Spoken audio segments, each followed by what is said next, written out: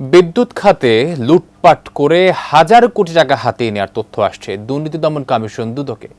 এসব অভিযোগে রয়েছে শেখ হাসিনা সরকারের প্রতিমন্ত্রী নসরুল হামিদ বিপু থেকে শুরু করে ডিপিডিসি, ডেসকোর প্রভাবশালী বহু প্রকৌশলীর নাম, যাদের প্রায় সবাই আওয়ামী লীগ সরকারের পুরো আমলে চুক্তিতে চাকরি করেছেন।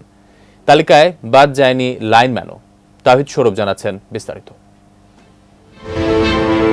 বিদ্যুৎ খাত এগিয়ে নেয়ার ধোঁয়া তুলে আওয়ামী লীগ সরকারের সময় হাজার কোটি টাকা ব্যয় করা হয়।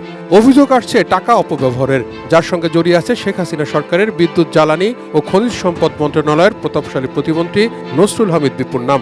দুদকে অভিযোগ এসেছে টানা 10 বছর প্রতিমন্ত্রী থাকাকালে অবৈধভাবে শত কোটি টাকা হাতিয়ে নিয়েছেন তিনি। প্রতিমন্ত্রী থাকা অবস্থায় নসরুল হামিদ বিপুর আস্থাভাজন ছিলেন ঢাকা পাওয়ার ডিস্ট্রিবিউশন কোম্পানি ডিপিডিসির ব্যবস্থাপনা পরিচালক বিকাশ দেওয়ান।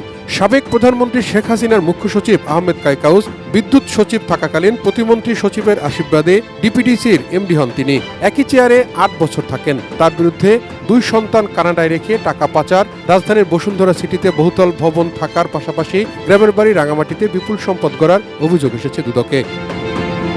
ডিপিডিসির আরেক প্রভাবশালী কর্মকর্তা গোলাম মোস্তফা 2015 সালে তিনি অর্থ বিভাগের নির্বাহী পরিচালক পদে চুক্তিতে নিয়োগ পান। গেল 10 বছর প্রতি বছরই প্রতিমন্ত্রীর কল্যাণে তার চুক্তিতে চাকরির মেয়াদ বেড়েছে।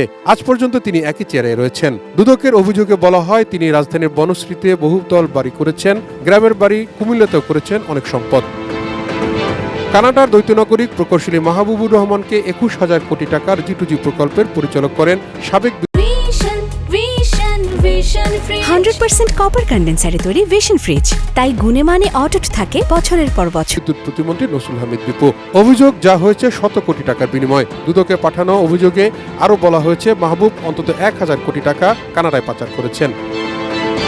এ বছরের শুরুতে রূপপুর পারমাণবিক বিদ্যুৎ কেন্দ্র পিজিসিবির একটি প্রকল্পের পরিচালক পদে থেকে ডিপিডিসির অপারেশন বিভাগের নির্বাহী পরিচালক করা হয় প্রকৌশলী QM শফিকুল ইসলামকে। দুদকে অভিযোগ আসে একজন সিনিয়র সচিব টাকার বিনিময়ে তাকে এখানে চুক্তিতে নিয়োগ দিয়েছেন।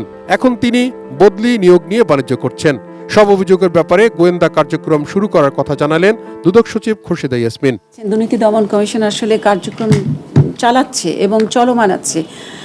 এই ধরনের কোনো অভিযোগ আসলে অবশ্যই সেগুলোকে আমলে নেওয়া হবে এবং যথানিয়মে তদন্ত কিংবা অনুসন্ধান যেটা প্রয়োজন সেটা করা হবে। এই ধরনের অভিযোগ আসলে সেগুলো অবশ্যই গুরুত্ব সহকারে বিবেচনা নেওয়া হবে। বিদ্যুৎ খাতের অনিয়মের সঙ্গে জড়িত অন্তত 50 প্রকৌশলীর ব্যাপারে দুর্নীতি করে অবৈধ সম্পদ অর্জনের অভিযোগ এসেছে দুদকে। তাহিদ সৌরভ, ATN নিউজ, ঢাকা।